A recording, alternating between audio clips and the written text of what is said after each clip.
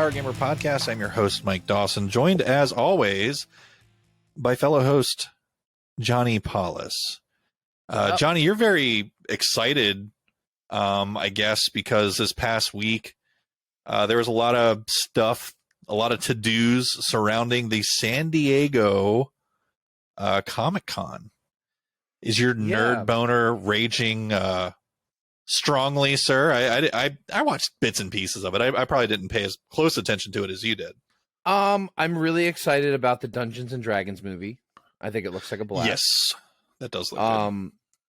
I'm really excited about Rings of Power. The more we see of this show, the more excited I am about it. Now that we have an actual trailer, I'm like, okay, this looks like Lord of the Rings. I'm in. Let's go.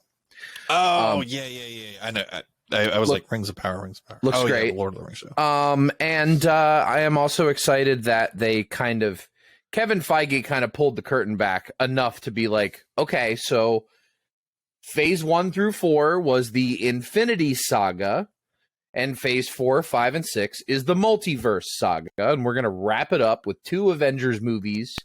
So they finally have direction, so to speak. Correct. Much needed. And they still left a lot of mystery there for phase 6, which I think Disney's D3, I believe, is in September. And what's interesting is going into San Diego Comic-Con, Marvel and Disney and all of them, there was all this buzz the week before, like, don't get your hopes too high. Most of the announcements are going to come at D23. Don't get too excited. They announced a lot of really cool shit for San Diego Comic-Con. So if they were telling everybody temper your reactions because we're saving the big blow for D23, I think D23 is going to be, here's your Fantastic Forecast, and here's the lineup of X-Men movies we have. That's what I think it's going to be. I'm still waiting to learn what they're doing with Wolverine. Yeah. I need to know. Yeah, I need to know that. I am excited that I don't think it'll be Hugh. I don't think it will. I think we'll get they definitely need to move on. As much as I love Hugh Jackman, that ship has sailed. If you could throw him in, he Deadpool was perfect 3, 20 years ago. Throw him in Deadpool 3 as a meme and move on. But I mean, we need a new Wolverine for sure. One of the things I am excited about with these Avengers movies, so they announced Avengers: The Kang Dynasty, which is dope. And then they announced Avengers Secret Wars, which Secret Wars is fucking everyone. That's like everyone from every universe. So I would not be surprised if they bring back Tobey Maguire and Andrew Garfield again. I wouldn't be surprised if we see a bunch of the X-Men cast from the old movies. I wouldn't be surprised if we see fucking Jessica Alba show up as Mrs. Fantastic. I would not be surprised. Secret Wars is the clashing of all the universes into one world. So that is where they're going to go for the big end game, shit your pants movie. So What's neat, though, is the Kang Dynasty movie, they did announce the director is going to be Daniel Destin. Sorry, I can't remember the guy's full name. Forgive me, Marvel fans. He was the director. You were forgiven by me.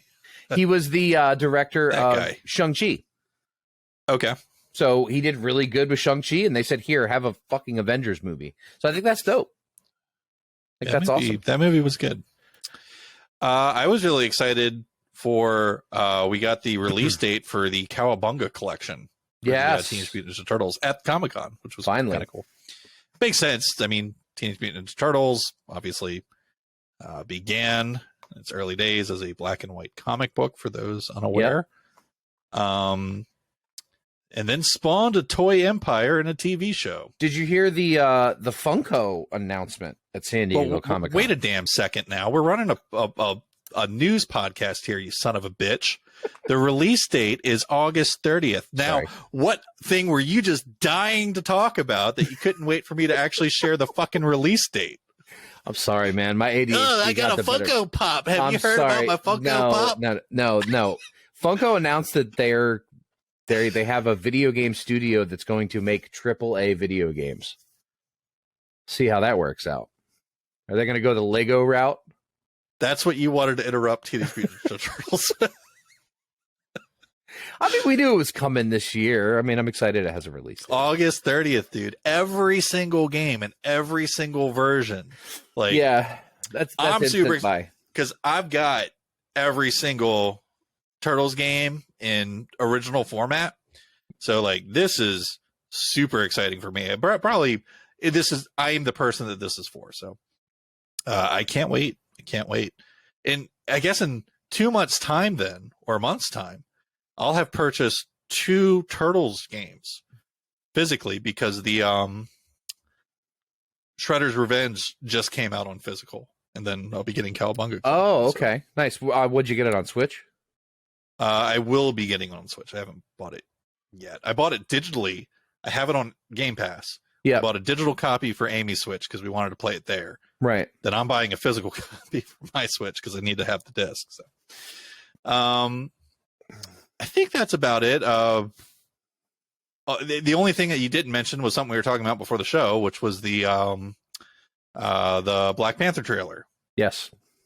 Which, you probably know more about what they showed there. To me, it just looked like a movie trailer. Well, so they're doing something interesting with so the villain in the movie is Namor the Submariner. He's one of the oldest Marvel superheroes. He was around in like the early Human Torch, Captain America days of like the 1930s Marvel comics. So he is very, very old school Marvel. But DC beat them to the punch with Aquaman. Aquaman is the king of Atlantis. So what they're doing in this movie is they're taking Namor, and instead of him being the king of Atlantis, he's the king of another underwater realm that is off the coast of South America. So that's why his armor, and in the background you saw like the Mayan pyramids. Yeah, that's their culture. So the actor has even said that he had to learn a bunch of Mayan language to do the role. So I think that's another culture that we haven't really seen much representation of at all. And I think that's really cool to get that in there. But I mean, the reason why me as a comic book fan, and why I'm excited for this movie is because one of the biggest rivalries in all of Marvel is Atlantis versus Wakanda. Namor and T'Challa do not like one another, and they are at war a lot. And we're getting that. And I think that's dope because you have 2 ancient civilizations with superior technology that are remaining hidden from the rest of the world. So, you know, they're not going to war like we go to war. They're going to war with fucking high-tech shit and vibranium weapons and crazy ships. And it's vibranium still makes me laugh, that word. It is a strange name, but no, I'm really pumped for the movie, and I'm dying to see who's going to be the next Black Panther. I think it's going to be Lupita Nyong'o. I think she's the next biggest star they have in those movies. I think she was in line to be the queen of Wakanda. That's what makes the most sense to me. And also, she's the first person you see in the trailer. And if you go on YouTube and you search the trailer, she is the thumbnail. So yeah. I think Lupita is going to be, everyone's saying it's going to be Shuri, his sister. I don't think that's going to be the case. I think it's going to be Nakia, which is going to be dope because Lupita Nyong'o is one of the best female actresses alive right now. She's fucking phenomenal. So yes, you can give her the helm. I'm down. Well, sir, I figured I would give you a space to thank you, man. Nerd out from the Comic-Con. So, and then I only had one thing to mention, and you ruined it. And I interrupted it. I'm sorry. Man. I see you have you've changed your mic figure yet again. Hellboy. My Buddha Hellboy. Today. So for those watching on YouTube, you can see Johnny molesting Hellboy's tummy. I'm rubbing his belly for good luck. You can, of course, in addition to where you already listen to us, now you can see us and see what we're doing on YouTube. So be sure to check out Power Gamer Podcast on YouTube, and you better like and subscribe to our channel there. Yes, please. Bitch. Do it. We don't ask for anything else. So. Do it for the algorithm. Do it because it's free. You that too. Wags. Welcome in. It is episode 77. That's crazy. Of the Power Gamer Podcast. We've got much to discuss this week. I am also going to drop this little tidbit that there will be a bonus episode airing between 77 and 78. I'm going to be being joined by Mikiran, twitch.tv/MIKIRAN. She will be joining me to do a full spoiler cast of Ghostwire Tokyo, which I put a lot of work into. So this should actually be a pretty cohesive spoiler cast. So if you've played Ghostwire Tokyo or just don't give a flying fuck about spoilers and want to listen to this show, that will be airing separately from our regular weekly content, and it will not replace any of our regular weekly content. It is a bonus episode, so keep your eyes peeled for that. That'll go live sometime after this does, so keep your eyes peeled. We're going to start this week's episode, of course, by talking about the games that we've been playing this past week. Johnny, I went first last week, so let's get started with you, sir. What have you been playing this week? Well, I made it to the epilogue in Red Dead Redemption 2, so I'm going to keep this completely spoiler-free. I know the game's been out for a while, so I'm not going to ruin much. But I am going to say that now that I've seen the majority of what this game has, I can definitively say that I think Arthur Morgan is the single best realized protagonist in the history of video games. Yeah, he's pretty amazing. They did a really good job with him. They did. And you only get to see him one way, and it's the way that you chose to play him on that playthrough. Yep. Because you do get some different stuff if you're an evil bastard like my Arthur Morgan was. Yeah, no, I definitely got the Boy Scout ending. You did. So now that you're into the epilogue, I guess, and anyone that's played this game knows what the epilogue is. Did you expect, I guess, did it catch you off guard that it's doing what it's doing with it, where who you're playing as and all that, or had that been spoiled for you coming into it? I mean, had not been spoiled for me. You did tell me that the epilogue in the game was very long, but it is big. It's a big bitch. I didn't know anything beyond that. I do feel like it's Return of the Kinging me a little bit. And do you know what I mean when I say that? Return of the King, they have so many loose ends that they need to wrap up that movie feels like it ends like 5 times. Like they could have ended it at friends, you bow for no one, and they see everyone bow to the hobbits, and a tear rolls down your cheek, and then the credits come up. But nope, we got to go do this, and then okay, they got to say bye to Sam, and then they got to. The game could have ended already. But obviously they're not done telling the story, and I'm still enjoying the game, and I'm not upset about it. It's definitely longer than I was expecting. I wasn't, because there was an epilogue in the first one, but it was like 10 minutes. Yeah. It was like okay, time jump. What's going on? Oh, wait a minute. I know what's going on. And it's kind of done in 10 minutes. And, that one ends perfectly. So, you know what? This game's been awesome. It's been an amazing ride. I'm looking forward to finishing that epilogue. I'll probably do it tonight, maybe tomorrow. But, Red Dead Redemption 2 you were right. It's a fucking masterpiece. It's pretty damn perfect. That was not a difficult thing for me to be right about. No. The whole world knew it. It's true. I will say this, and I guess hindsight on it, and we can feed back into this conversation once you've finished it. But Red Dead Redemption is a story about John Marston. Yeah. It's really, you play as Arthur Morgan in Red Dead Redemption 2. Yeah. But the story of the game is about John Marston. And the further you get, I mean, even from right when the game starts, how you're introduced to John Marston in that game, where he's in grave danger, and you see how he gets those fucking scars on his face. Yep, you save him after a bear even attack. Though you're not playing as him in Red Dead Redemption 2, the game's still very much about him.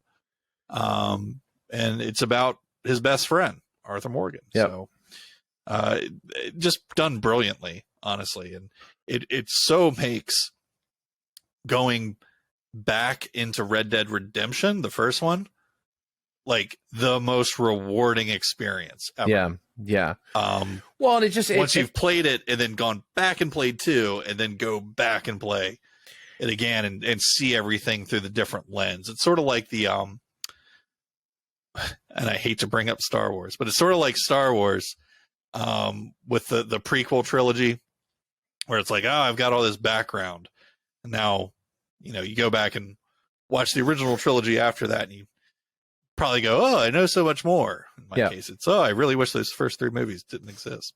But complete opposite with Red Dead Redemption 2. Yeah. Anyway, I digress. Red Dead Redemption 2. Johnny's almost done. Yeah, almost done. And then another game that I went back and played, and you and I can have an interesting conversation about this one.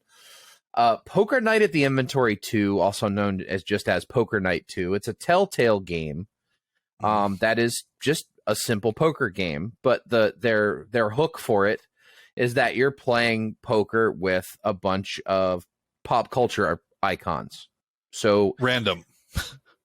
Super random. Icons. Like so in Poker Night 2, you sit down at the poker table, you see Moxie from Borderlands in the background as running bar. And you are playing poker with Brock from Venture Brothers, Claptrap from Borderlands, Ash from Evil Dead, and Sam from Sam and Max. And oh, by the way, the dealer of the game is GLaDOS from Portal. Other than that, that's really all there is to it. It's those characters. Scripting, like for the dialogue in that game, is ridiculous. Yeah. No, it's really good. There's no other poker game that has that much dialogue in it that just flows seamlessly. Yeah, and that's the thing that makes it really fun, and why I love this game and the original one so much is, and by the way, the original one was a Strong Bad, the Heavy from Team Fortress. I mean, it's ridiculous, these characters that they get in here, but it's a fairly in-depth poker game, only in the way that if you obviously bluff, they're going to catch you 70% of the time. Maybe more. It's a tougher algorithm. It is a tougher algorithm, but like you said, the scripting is great. I mean, that just they're like, well, that's a lot of money. I don't think you have it. All right, I'm in. Stuff like that. It's really well done. But here's the shame of it. So I was trying to pitch it on my stream. I was going, I know a lot of you probably have never seen this game before. Let's see what the price is right now online. Poker Night at the Inventory and Poker Night at the Inventory 2 are no longer available for purchase online, unless you want to pay a premium for a Steam code. So you can't just go to Steam and buy it. You have to go to a G2A website or some other place like that sells codes. And Poker Night 2 is like $50. Poker Night 1 is like over $100. Well, it's because the game was made by Telltale, and obviously their licensing ran out. Correct. On all of these random ass characters. Yep. And so it had to be pulled from Steam. So, but just to be clear, right? This really happened because the game was only sold. How was it sold, Johnny? Digitally. So there's no physical copies of this game. Correct.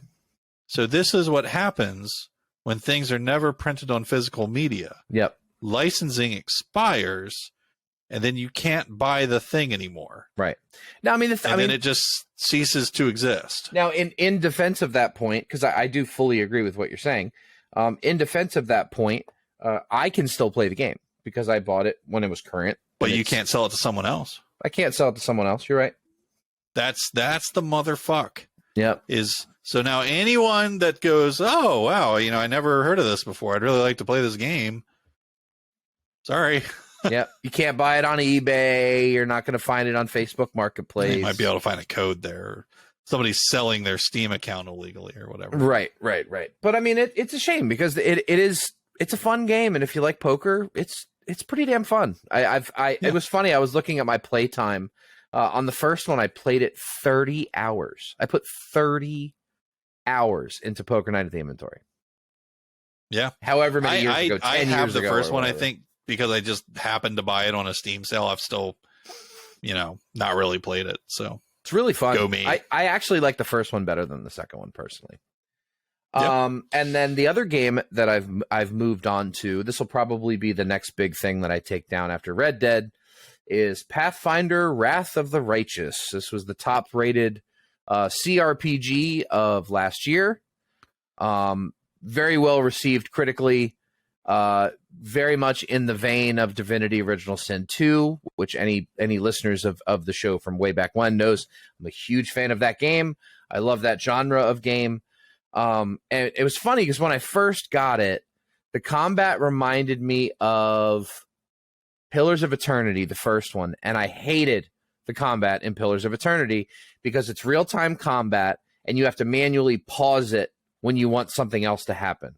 So it's just kind of like you select your guys, you right-click on the bad guy, and then similar to StarCraft, they all get within attack range and start attacking. And then if you want to do a spell, if you want to get somebody away, you have to pause the game and go, you go here and do that. I figured out that there's literally just a button on the UI that turns on turn-based combat. And as soon as I did that, boom, sure, it slows combat down a little bit, but I want more of that XCOM, Divinity Original Sin 2 sort of experience. I'd rather go, okay, he's doing that. Now, what do you want him to do? I want him to get to safety and pop a potion over here. Okay, what's she going to do? She's going to put down a ward on the tank so he's not taking so much damage. Okay, what's he going to do? That's just how I like to play those games. But so far I am absolutely loving. I actually took a screenshot of dialogue in this game because I was like, man, that is one of the most metal things I've ever read in a video game, and I need to screenshot that so that I can read it to the podcast listeners. Okay. Oh. So this is before the first big boss fight I got into. The demons attack the kingdom that you're in. They crack the earth open, and you fall into the crack. And you find these people that live underground, these dwellers that are sort of like half-bloods. They're half demon, half human, or half something else, half human. And you assemble a party, and you're trying to find your way back to the surface so you can go try to help save the kingdom. And the first big boss in the game, you walk in, and there is finally like an actual demon, a full-blown demon, wings, the whole thing. And it says on the screen, your companions writhe in agony. One clutches at their head, another doubles over. You feel saliva pool in your mouth. The metallic tang awakens hunger in you. The hunger turns to rage.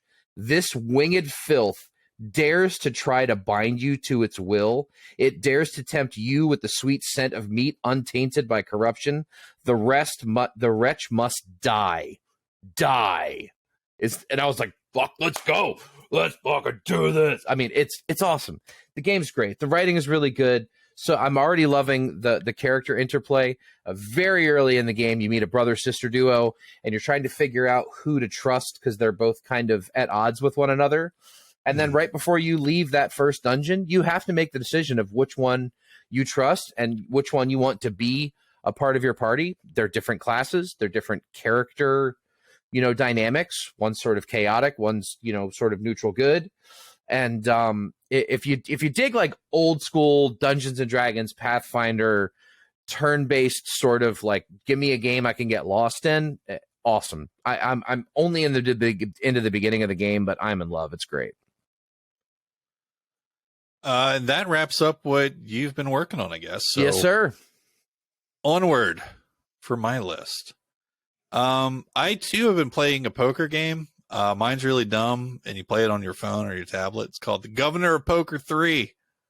I don't know why it's the Governor of Poker 3, and the name itself is just kind of fucking stupid. It sounds so made up. Governor of Poker 3.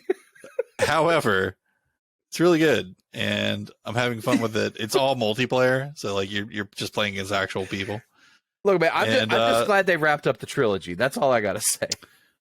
I just like baiting real people into stupid decisions because it's fake money and people are really reckless with it, and it's so easy to take advantage of. So absolutely, I've played enough of it that it's worth mentioning here. So Governor of Poker 3, you can get it on your phones and stuff. It's on Steam also, but runs kind of fucking like total crap on computer, ironically. So just play it on your phone. Gran Turismo 7 finally has its hooks in me. I'm back in the sim racing game. Played a fuck ton of it. I have to mention it as a game that I have beaten this year because I got the credits to roll in the game. Nice. Which honestly, not that simple. Not a very the easiest game to beat. It's pretty fucking long. And I knew I was getting close to the end when the cafe guy is like, all right, you need to go out and collect 3 Ferraris. I'm like, okay, so we're in the real right now. We're buying Ferraris. And then after that, it's like, here's the World GT Championship. I'm like, about fucking time. So World GT Championship is the end boss of the game. Got it. It's basically WEC format, which for those unacquainted is World Endurance Championship format. You run GT3 cars or GR3 in the lingo of Gran Turismo, and that of course is, like when you see the Porsche 911 race car, that's a GT3 car. Okay, so easy enough to comprehend. Or you see like a Lamborghini Huracan as a race car, that's a GT3 car. So I get into it, and I'm like, oh shit, these are like real races. It's all balanced pretty evenly. I've been playing the game on its hardest difficulty because it'd be stupid of me not to with my background. And it was challenging. Basically what you have to do in each race, it puts you in last place and you need to get to first. And it puts you on big tracks too. Like Bathurst was in there. That takes about 2 minutes to do a lap. It was a 5-lap race at Bathurst. They had fucking Sarth in there. Sarth is where the 24 Hours of Le Mans is run. That's like a 4-minute lap. I mean, just big courses and lots of laps. So I'm like, each race was like a good 15, 20-minute race. You had to do 5 of them consecutively to complete the championship. So like, wow, it was like an hour and a half run. And if you fuck up, that's it. You kind of have to. So there's no again. Restart race. It's restart the whole. Well, and the nice thing with Gran Turismo, and I'm so fucking sick of this shit in racing games, is there's no rewind button in Gran Turismo. If you fuck up, that's it. You fucked up. Yeah. Sorry, dude. It's not F1 22 or whatever. Forza 5 has rewind. Yeah. I'm saying like sim games are starting to have this shit in it. It's like, no. If you wreck, that's it. Yeah. You have simmed a wreck. You're dead. Congratulations. Try again. So after that though, and you turn it in, it does this really cool thing. Like in Gran Turismo 7, they got all the actual national competitors, which, by the way, like if you're into these games and you're good at them, they pick that shit from you playing the game. Like that's how you get invited to nationals for the Manufacturers Cup and the Nations Cup, is by playing the game. Wow. So, and I know a few of these guys, and so they have them all come out at the end of the game, like in little picture things, and every single one of them has something to say to you, like in the wrap up. So it was kind of cool, corny, but cool. Credits roll. It's like this whole big thing. One thing Polyphia, terrible metal band, Polyphony really gets right is the presentation of the game is unlike anything else. So like, even for people that aren't into sim racing and just want like a casual playing experience, like a la Gran Turismo 2, this game nails it. There's so much pomp and circumstance to how they present the cars, and like they present, like you go into each manufacturer's thing, and it has like movies about the history of the manufacturers and the cars and stuff. Wow. It's fucking cool. So just as a single player game, this is a strong recommend for anyone that's in the cars. Everything about it's great. The online multiplayer is basically just a transplant of Gran Turismo Sport, which I'm into because I play at a fairly high level. But if you don't have like a wheel and pedals and stuff, don't bother. Just stick to the single player game. Don't just, you'll get eaten alive. So in the world of 2022, how does Gran Turismo 7 stack up against the competition? If I'm somebody who used to play a whole lot of racing games and now I want to get into one, would you say this is like the 5 out of 5 cream of the crop right now? It depends on what you want. Okay. If you want just fun, right, and a kind of more controller-based experience, just go play Forza Horizon. Yeah. Like, for real. But if you're into actual motorsport and you want to do motorsport, like closed circuit racing, that stuff, even if it was with a controller, but you just want to do motorsport, this is the right game. Cool. And there's nothing close. Nice. That's a strong On the recommend. sim end of things, iRacing is still king. Yeah. But I call this it's not as sim as iRacing is, but it's definitely more so than people give it credit for. So I'd put this at a close number 2. Cool. To iRacing. So enough about racing games, because I don't know too many other people that play them IRL. Dying Light 2. So I've kind of crossed this halfway point that we've seen in a lot of games, a lot of open world games in particular, like Shadow of Mordor. Yeah, would be a great example. Good throwback there, of a game where you reach a certain point and then there's this whole new map and you're like, oh, okay, it's a lot bigger than I thought. And Dying Light 2 has one of those moments, and the whole game changes. So I've hit that moment, and so far so good. I have been warned by a lot of my colleagues that think that that's where the game gets bad. So I don't know that I've played it far enough. Got it. To hit any of that. But I haven't detected the stink yet. What do they say that's bad about it? Just turns into grindy, or I don't know. Story falls apart, or I guess time will tell for the Power Gamer podcast listeners and myself. Rosario Dawson has appeared though, and I love Rosario Dawson. Who doesn't? People that don't like awesome people. I don't know. She's awesome. So she has appeared in the game. She has a huge role in the game. And I don't know how I'm going to end up hating a game that features Rosario Dawson. Yeah. I just don't know. So yeah. I'm loving it so far. I think it's great. I think it's so far, I feel like it's better than the first one, but I've been warned that could change. But then again, I am a man full of unpopular opinions, so we shall see. Finally, I because I've been spending so much time in my sim playing racing games and stuff, I was like, man, I have a PSVR set up over there, and I have my Thrustmaster Hodos set up. I was like, I should see if I was missing anything besides, because I played Star Wars Squadrons and I played Ace Combat 7. I'm like, what else came out for PSVR that also takes advantage of the Hodos? And then I remembered, I was like, oh yeah, there's this game Eve Valkyrie that met those qualifications. So Eve Valkyrie, which I actually, unsurprisingly, I bought a physical copy of. I have one as well. So Eve Valkyrie doesn't exist anymore. Even though this is a brand new copy of it, they changed the game to a game that's called Eve Valkyrie Warzone. Okay. Now, just a quick refresh on this is like a first-person space fighter game.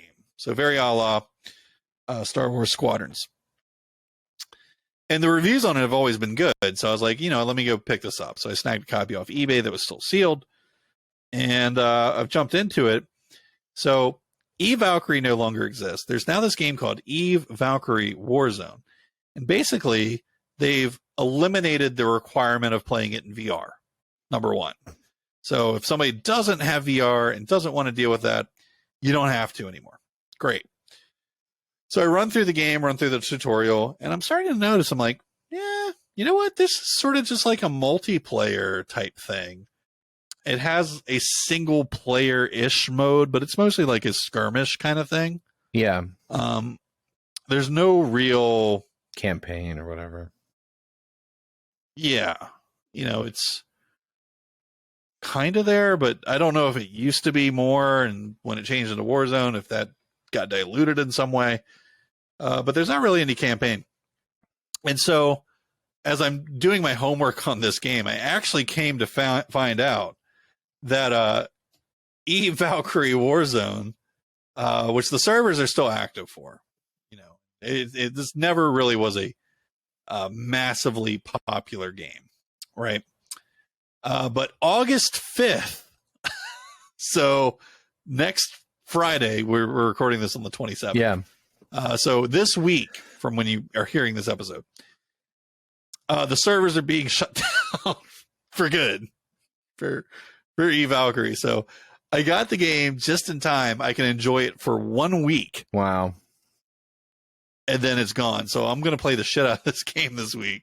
Damn, that's weak. And then the online component dies, which it's mostly been turned into an online. And that's the weird thing about. I don't think I'll see anyone playing it. Right. You know what I mean? So I don't know that that's really going to fucking matter, but. No, like Eve has, how many servers does Eve have? Could they like leave a little piece of one open? On. Yeah, leave one server blade up for the people that want to fire it up every once in a while. No, it's a really cool game. No, I don't feel like they ever like pushed it hard enough. Right. You know what I mean? Well, it's one of the things that bugs me about like the online games that don't offer dedicated servers. Because if you don't offer dedicated servers, then eventually you reach a day where you go, okay, we're shutting it all down. And nowadays, when most games are shut down, you go, well, yeah, but it's 9 years old, nobody plays it, big deal. But it's kind of a bummer that like that game's not that old. No, it's like 8 years old. No, not 8, fucking 6. Right. That's a short amount of time to shut down a server. Yeah. So that seems like soon. I just always wish that there was like a private matchmaking thing so you could P2P in like any game like this. Right. Because like that's one of the cool things like on the old original like OG Xbox is if you want to do System Link on Crimson Skies with your bros. Yep. The shit works forever. You just plug it into a Switch and you're good to go. Mm-hmm. Well, that's how it works. Well, and even like I remember the original Halo out on PC. You could it still had like, even though the main online, like you couldn't go on and go, I want team deathmatch. Like those servers were dead to the world. But I had like 4 or 5 buddies. We'd text one another and be like, all right, let's do some Halo. And we'd get on and do like, 2v2 rocket skirmishes or whatever and have fun with it. But if you don't give people a way to play your game once the server is off, it's a disservice. It sucks. Yeah, like I'll still be able to play it. Right. You know what I mean? And I don't even know like if I've really scratched everything under the surface at this point. But I mean, there's enough stuff in there. Like as a novelty playing in VR, it's still cool. Right. And like it really capitalizes on VR correctly. Like the whole time you're in the game, like menus and everything, you are a person in the room. Like you can, see yourself. Awesome. And you always launch from the ship and it has like this really fucking cool launch sequence that, if you aren't comfortable with your launch in VR, you will lose it in the first second the game starts. So it's dope. But it's not just a PlayStation thing. It's PC also. So it's on Steam. Cool. You can run it with Oculus and Vive. So for the next 4 days, if you're listening to this podcast. Yes. Strong recommend you go out and buy this now. And enjoy it for 3 whole days. Dude, imagine if this podcast was like actually popular and like I said that and then like there's some guy sitting in the boardroom going, get in here. What the fuck's going on? There's just green lights going on everywhere. We've got 5,000 players online. Yeah, like if I was somebody that like could pull an audience of like 100 grand into something like this, like as a joke or something. Just completely resurrect Save the game. Yeah, save the game.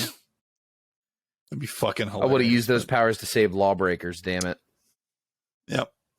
For those that listen to us, I'm not taking you for granted, but I kind of am. You're our minions and you will do our bidding. But if all of you go out and buy this, we will not save Valkyrie. No. I guess what I'm getting at. Not yet. Not yet. Maybe a few years from now. Yep. So Gran Turismo, Dying Light 2, Governor Poker 3, Valkyrie Warzone. That wraps up what I have been playing this week. Now, next week, or rather when this episode goes live, it will be fucking August. Welcome to August, you motherfuckers. Where is this year going, dude? Yeah. How was it August? The person who's most disappointed by that, of course, are the ones returning to school, which is everyone in my household. My wife works in the school system, so. But also, come August, when this airs, there will be new PS Plus games for you scallywags to sink your teeth into for absolutely free. That's right. PS Plus games are still happening, and I don't normally talk about them, but it's a rather exceptional offering this month. I concur. So Tony Hawk Pro Skater, the remake that's awesome, I think was Blue Point, if I'm not mistaken. Tony Hawk 1 and 2. 1 and 2. The PS5 and PS4 versions are available. Yakuza Like a Dragon, which if you're on Game Pass, you're maybe already enjoying, but if not, certainly this is the time to hop on it. PS5 and PS4, which I would rather play anything on my PS5 over my Xbox. So here's your chance to get Yakuza Like a Dragon. Amen. Also worth mentioning, okay, because Yakuza, a lot of people are very intimidated by Yakuza, even though most people seem to understand and accept that Yakuza is good. Okay, I'm talking to that directly person. to me. I have never touched a Yakuza game because there's too many of them. So Yakuza Like a Dragon is the perfect jumping point for that person. Okay. It's a brilliant game, and you do not need to have touched or played or smelled any of the other ones to play this game. Okay. And I mean, you know how like we kind of loosely rate games, right? Yeah. This is like an easy 8.5. Wow. Okay. Great. Like it's a strong game to play. Well, and the other thing that's cool that comes with this Yakuza announcement is they also said that over the course of the rest of this year, they're going to release 8 Yakuza games on PlayStation Plus. Yes. So I would suspect extra maybe, but certainly I mean if you have premium. I actually you're have set. the list up. At least I did. Did I close it? Is it a mishmash of premium and extra to get everything? Okay, so let's see. In August, we get Yakuza 0, PlayStation Plus Extra / Premium. Okay, extra, good. Extra is that first pay tier. No, because good. Yeah, and then Yakuza Kiwami Extra August. Yep. Yakuza Kiwami 2 Extra. Yakuza. Okay, and then here's where it goes into premium. Yakuza 3 Remastered. The old ones. Premium. 4 Remastered Premium. 5 Remastered Premium. The old ones. And then Yakuza 6 The Song of Life is on Extra. So 5 of the 8 games will be on the regular Extra, and 3 of them will be on Premium only. Life Hack, they're all on Game Pass, so just go to Game Pass. That's very true. And lastly, and this is certainly worth mentioning as well, Little Nightmares will also be there. I'm very excited about that one. Yeah, I got that game somehow. I think it was free one time before or something. It's definitely on Game Pass also. Great game. There's 2 of them, and I've watched a lot of other people play it. I haven't actually played it myself, but maybe I will now that I can get some damn trophies. So worth mentioning the PS Plus games that are out, I guess now, because we are speaking to our future selves here. Mm-hmm. So get on your PlayStation and claim those before they go away. All right. So usually we have just like one giant fucking mess to talk about. Yeah. And this week we actually have several smaller things to talk about, and it shouldn't take very long at all to go over this week in the world, but certainly we want to give a few different things some quick attention here, because they're sort of callbacks to things we've talked about in the past. So first up, Johnny, do you remember talking about Lord of the Rings Gollum on this show? Yep. What was the one thing you and I both said about Lord of the Rings Gollum? It's rough looking. My number one complaint is the character model for Gollum is god awful. It's one of the worst things I've ever seen in my life. I hate it. I want to kill it with fire. I hate it. Hold on. I hate it more than Sonic the Hedgehog in the original version of the trailer from the first Sonic the Hedgehog movie. That is how much I hate the character design of Gollum in the Gollum game. I hate him. He's not that. He's that bad. I will die on that hill. I don't think that's going to get changed, but there is at least the good news. The game was supposed to come out in a little over a month on September 1st. It has been pushed back, quote, a few months. So I would expect to see it sometime in 2020. It just needs a little polish. Yeah, no big deal. Not surprised. So it is getting, hopefully, the extra time it needs. The game just as a whole looked kind of rough. I agree. Every time they've shown it.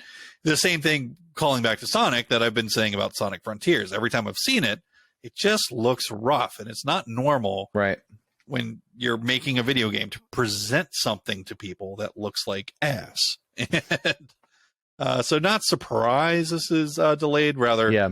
I would say I'm pleased because I want to play this game, even if Gollum looks kind of weird. Yeah, no, I still want to play it. I just hate his character design.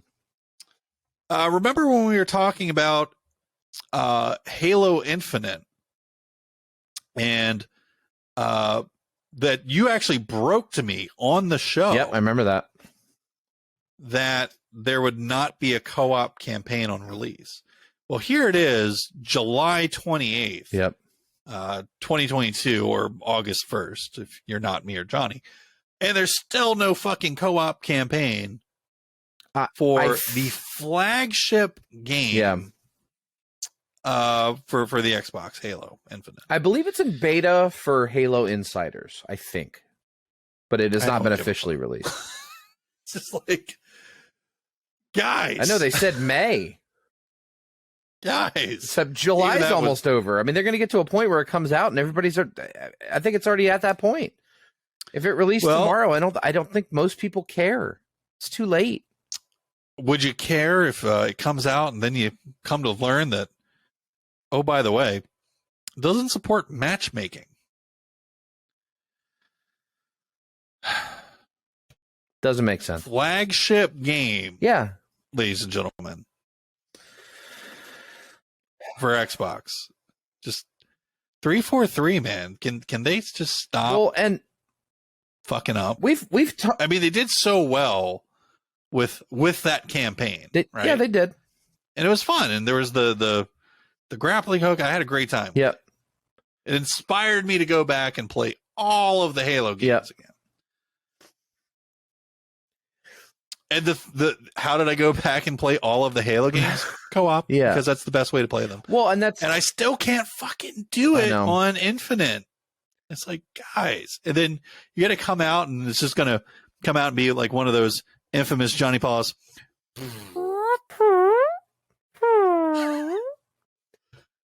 No matchmaking. Thanks, guys. Thanks. Thanks. So I'm going to have to find my actual friends and talk them into coming back to this game, even though they've all played it at this point, rather than just hitting a button and finding some other guy that wants to sit and play the game. Yeah. And making friends. I would love to make friends. I make great friends online. The thing is like, we're not asking for some new feature that Halo's never done. Like, this is what the fuck they're known for.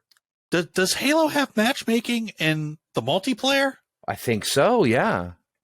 Is it really that fucking hard? I don't get to like. I don't understand. Get people into a lobby together. I don't get it. It can't be that hard. No. I literally don't understand why this is even a discussion. 343's previous releases have co-op campaigns? They sure do. So they've done it before. Yeah. So here we are 7 months after the game was released. We still don't have co-op, and then now they tell us, well, the co-op's coming soon, but it's not going to have matchmaking. Like, that's not a hill, like, I think either of us need to die on. No. But I just think it's fucking ludicrous. It's lame. It's just lame. It's a major... It's a bummer. It sucks. It's stupid. Hey, you know what else is a bummer?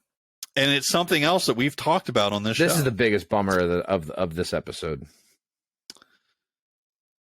Star Wars Knights of the Old Republic Remake is in the news for all the wrong reasons. We had an episode, wasn't it called Aspire to Be Better?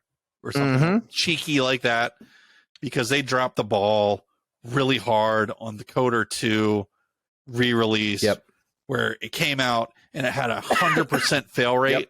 Couldn't complete the game without cheating. And when you release a game and it has 100% fail rate, it means nobody played the game before they put it in a box and shipped it, right? That's what that means. Okay. So Aspire, and oddly enough, one of my friends, you're friends with him too. I'm not going to say his name here on the show because I don't know if he wants us to talk about him on the show, but a mutual acquaintance of ours messaged me and said, I have someone I know that works at Aspire, and they told me it's a complete fucking shit show. And this was like a month before we get this news that Knights of the Old Republic Remake is now on hold indefinitely. It was when we put out that episode. He reached out to me and said, hey, I've been talking to somebody that's there, and it gets worse. The sky's fucking falling in this place. And there's something else coming. So, but he couldn't say what or didn't know what. But here it is. So Star Wars Knights of the Old Republic Remake on hold indefinitely. They basically fired fucking everybody right in the middle of development. So the game's design director, Brad Prince, was let go. And the art director, Jason Miner, was also let go. Wow. And these guys tweeted about it and said it was like kind of like a surprise thing. But when they presented the work that was done to Saber, which Saber is the parent company of Aspire, Saber is the people who did ports for The Witcher, and et cetera. They cut them. So I think Saber has realized that the folks at Aspire are in over their heads, you know, and they've done so many of these ports and things. They did the Republic Commando one. Well, but I think here's what I think the problem is. Knights of the Old Republic is old enough to the point where you can't just put a shiny coat of polish on it and release it at full price tag. So they need to go the Final Fantasy VII remake reroute. They need to go Resident Evil 2, Resident Evil 3, and now Resident Evil 4 coming, where it's not just here's the exact same game in the exact same engine, but we've upped the resolution, we've upped the frame rate. They need to be Blue Point. They exactly. They need to Blue Point it. They need to Demon Souls it, 100%. They need to make it from the ground up exactly that game. Which, ironically, Saber is that caliber of studio. So basically, the thought process here is that, and I've been reading online, people seem to think that Saber is just going to take over this project themselves, that they realized Aspire is way in over their heads, and they're not good enough to do KOTOR as a remake. So indefinite delay, but I guess if Saber's going to do this now, they've got to basically completely redo their calendar of what they're working on to take over of this. So, but at least this is a good sign, because this is an IP. This is a game that needs to be done correctly. You do not fuck up Knights of the Old Republic. I don't give a fuck. I'll wait 3 years, 5 years. I don't care. Just do it. The right. projections I've read say 2026 is now an accurate projection for this game. Fine. Just do it right. I don't care. Just do it right. Don't fuck it up. When the original Knights of the Old Republic came out, it was one of the greatest RPGs of all fucking time. And now here we are, all those years later, it's still in there. Like, in my opinion, it's on... I just played it for the first time last year. It's on the Mount Rushmore of RPGs. It's amazing. It's so good. It's on the Mount Rushmore of Star Wars games. Fuck, it's on the Mount Rushmore of Star Wars stories. Like, yeah, Darth Revan is one of the I honestly, I think he's a lot fucking cooler than Darth Vader. I mean, Revan's great. And Malgus, too. Yeah, the whole thing's great. So yeah, do it. That's fine. Do it right. They obviously reported in and said, show me what you got, and went, oh, you're fired. You're fired. What's your name? You're fired, too. Everybody here's fired. If you actually thought you could show us this and move on. Black Panther, open world game under production by a new studio led by Kevin Stevens of Shadow of Mordor credit. Johnny, what can you tell us about this new Black Panther game? So Kevin Stevens was the guy behind the Shadow of Mordor games at Monolith. He left Monolith a while ago and said he was going to start a new studio. We don't know the name of the studio. All we know is that guy who did the Shadow of Mordor series is now helming a Black Panther open world game for EA. And I'm really intrigued to see what that's going to look like. Because if you're going to give me a big open world, I imagine it'd almost be like a James Bond globetrotting kind of thing. There's probably a bunch of missions in one part of the world, and then you go on your jet and go elsewhere. I don't know. I mean, we don't know anything about the game other than, hey, the Shadow of Mordor guy is going to make a Black Panther game. I know it's not a big headline, but I'm stoked on this. I think that universe is rich enough to where they can do it. Yeah, and it's reported by Jeff Grubb, who you may recall we've brought him up several times on the show. He is part of Giant Bomb, which is the sister site or associated to GameSpot. He was the guy that leaked all of the PlayStation Plus stuff ahead of Sony and presented it in a way that was less confusing and better than Sony did a month before they so true came out with so it. So true. That was Jeff Grubb. So he is a credible source for stuff. So very good. I guess then that now it is time for us to transition to the final segment of the week. Johnny, that segment is, of course, called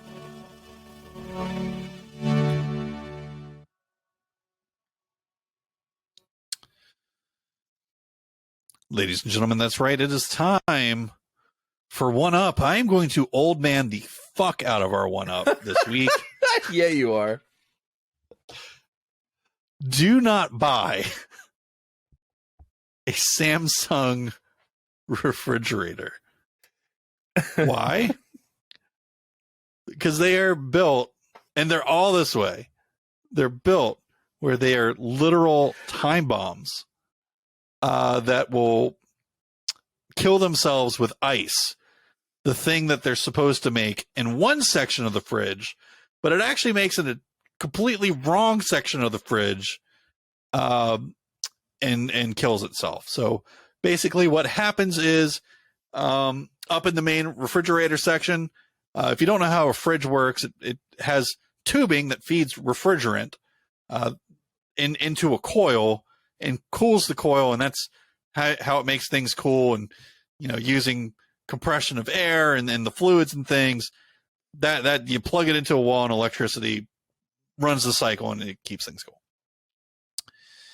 Now, all refrigerator coils, including the Samsung ones, because it's cooling and the thing's really fucking cold, it also has a defroster on most of the critical parts, because if it didn't, they would just freeze and turn to ice. Well, the two main tubes that feed refrigerant into the fridge that are made of copper. Johnny, what are they made of? Copper. Does copper freeze? Yeah, I would say it would. Yeah.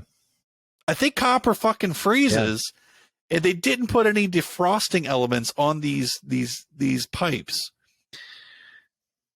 So your refrigerator will slowly kill itself over the course of 3 years. Right, guaranteed to do it. And it's 100% fail rate. So it's like a Spire made a fridge.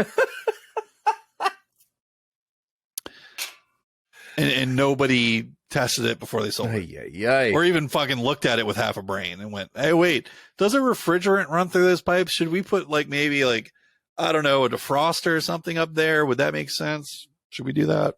I don't know. Sounds like a good idea. No? Okay. So yeah, basically you got to pull a panel off and remove 3 pounds of ice that just builds up all over the place. I sent a picture of it to Johnny. It's fucking atrocious, but sorry, that's a bit of a dad rant there, but don't buy Samsung refrigerators ever. It's a bad idea. Don't do it. Johnny, what's your one up? My one up is The Gray Man. It was just released on Netflix this week. It's a movie directed by the Russo brothers, the directors of Endgame and Infinity War and Winter Soldier and Civil War. This is an action film. And so just the first, I'm going to spoil the first 2 minutes of this movie. Ryan Gosling in prison sits down at a table across from Billy Bob Thornton, who says, look, I get it, kid. I know why you did what you did. You still got a long run ahead of you. I know you're good at what you do. How about I offer you a side job where you're in between?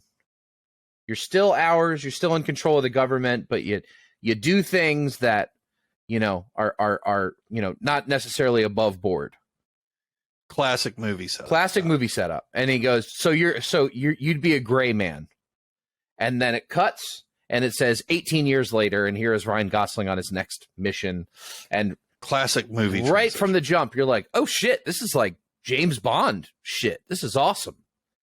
So love Ryan Gosling in action movies. Love Billy Bob Thornton. Let's go. Then Anna de Armas is in it. Chris Evans is the villain.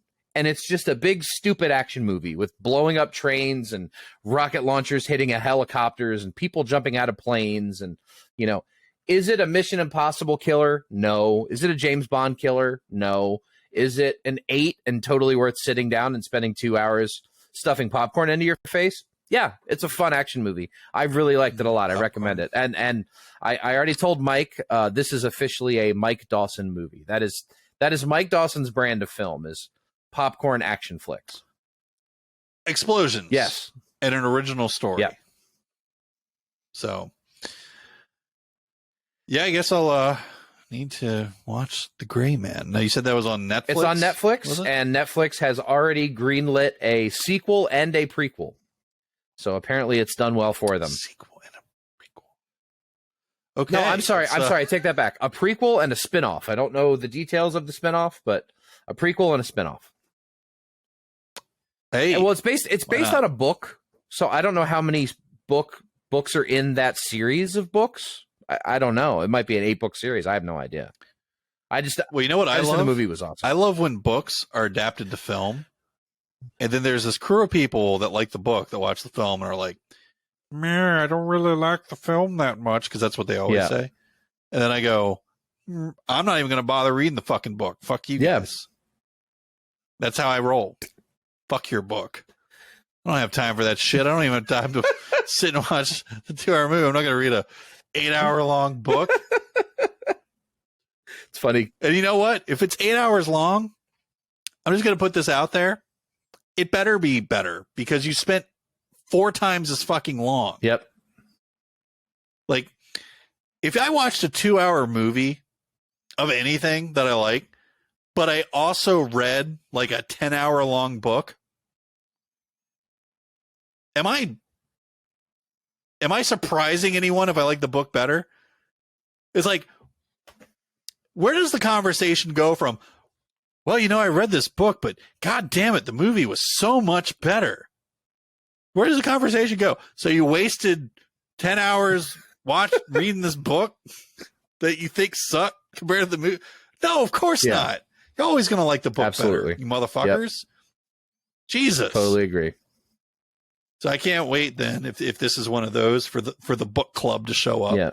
Be like, but this thing didn't happen in the movie, and it happened in the book where the character stood and thought about the shade of paint on that wall in this room for 30 minutes and 10 pages of text, and I want that in the movie because people would like that. Yep. But no, nobody wants that. No, the Gray Man is a recommend, and it's just a good action movie, and we don't get that many of those anymore. Hold Chris on. Evans Let me rephrase that. Villain. We don't get that very often anymore in an original franchise. Chris Evans is a villain. Chris Evans has a mustache. I'm there for that. And is an absolute douchebag the entire film. Like, Chris Evans is an unforgivable asshole for the entire movie. It's awesome. He's got America's ass. He is mustache twirling through that entire movie. It's awesome to watch. Well, ladies and gentlemen, that wraps up. What I have to say was an outstanding episode of the Power Gamer podcast. We've had 76 other episodes of the show, but this one was just a little bit better. So we hope you enjoyed it. We will again. I'll be back next week with another great episode of the show, as well as, don't forget, hit that button. We are going to have a bonus episode this week, so keep your eyes peeled for that. Please, again, we'll beg you, like this video if you're watching on YouTube. Subscribe to our channel. Make us feel important, please. And if you're listening to us on a audio platform, consider leaving us a nice review. It means a lot. It really helps us out. It does. Moves us up further in the chain, so more people can listen to us, so we can do bigger and better things. So until next week, I am, of course, Mike Dawson. And I'm Johnny Paulus. Tune in next time. Take care. Catch you on the flip-flop.